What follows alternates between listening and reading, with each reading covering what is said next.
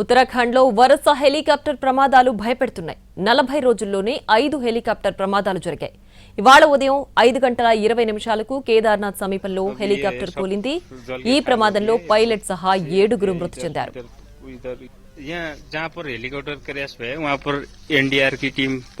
ఇవాళ ఉదయం 5:20 సమయంలో గౌరీకుండ్ త్రిజుగి నారాయణ మధ్య చాపర్ కూలిపోయింది. ఇందులో చిన్నారి సహా 7 మృతి చెందారు. ఉత్తరాఖండ్, ఉత్తరప్రదేశ్, మహారాష్ట్ర, గుజరాత్ కు చెందిన 6 మంది యాత్రికులతో హెలికాప్టర్ గుప్త కాశీ నుంచి కేదార్నాథ్ కు బయలుదేరింది. అందులో సాంకేతిక సమస్యలు తలెత్తడం, వాతావరణ అనుకూలంగా లేకపోవడంతో బయలుదేరిన 10 నిమిషాల్లోనే కుప్పకూలింది. సమాచారం అందుకున్న అధికారులు, ఎన్డీఆర్ఎఫ్, ఎస్డీఆర్ఎఫ్ బృందాలు ప్రమాద స్థలానికి చేరుకుని సహాయక చర్యలు చేపట్టాయి. ఈ ఘటనపై ఉత్తరాఖండ్ ముఖ్యమంత్రి పుష్కర్ సింగ్ ధామీ దిగ్భ్రాంతి వ్యక్తం చేశారు. ప్రమాద స్థలంలో సహాయక చర్యలను మరింత వేగవంతం చేయాలని అధికారులను ఆదేశించారు. మే 2న కేదార్నాథ్ ఓపెన్ అయినప్పటి నుంచి ఇది 5వ ప్రమాదంగా తెలుస్తోంది. ఇదే అంశానికి సంబంధించి మరింత సమాచారాన్ని మా ప్రతినిధి రాజు లైవ్ లో అందించడానికి సిద్ధంగా ఉన్నారు. రాజు, చెప్పండి. అయితే కేదార్నాథ్ ఓపెన్ చేసిన తర్వాత ఇప్పటికే 5 హెలికాప్టర్ ప్రమాదాలు జరిగాయి. రకరకాల కారణాలు చెప్తున్నారు.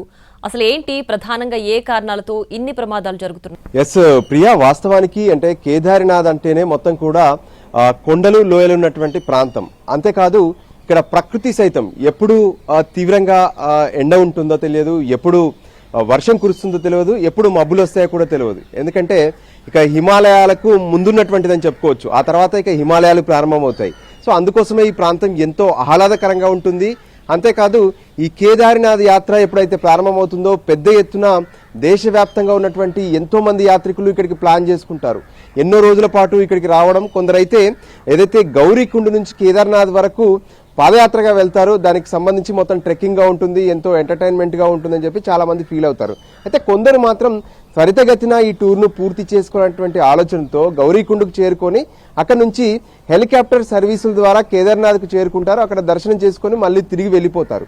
ఇప్పుడు నార్త్ లో కేదార్నాథ్ యాత్రనే కాదు, చార్ధామ్ యాత్ర అనేది ఇప్పుడు పెద్ద ఎత్తున పబ్లిక్ వస్తున్నటువంటి పరిస్థితి కనిపిస్తుంది. ఇప్పటికే భారీగా ఇక్కడికి వచ్చి దర్శనం చేసుకున్నటువంటి పరిస్థితి కూడా కనిపిస్తుంది. కానీ మే 2న ప్రారంభమైనటువంటి ఈ యాత్రలో ఇప్పటి వరకు 5 హెలికాప్టర్ల ప్రమాదం జరిగాయి. అంటే ఓవరాల్ గా చూస్తుంటే దాదాపు అంటే ఏ విధంగానైతే ఇప్పటి వరకు జరిగినటువంటి ప్రతి హెలికాప్టర్లో కూడా దాదాపు ఎక్కువ మంది చనిపోయినటువంటి పరిస్థితే కనిపించింది. ఈ రోజు కూడా గౌరీకుండ్ నుంచి ప్రారంభమైనటువంటి హెలికాప్టర్ వితిన్ ద కొన్ని నిమిషాల్లోనే ఆ హెలికాప్టర్ నేల కూలినటువంటి పరిస్థితి కనిపించింది. అందులో పైలట్ తో సహా ఒక చిన్నారి కూడా ఉన్నారు.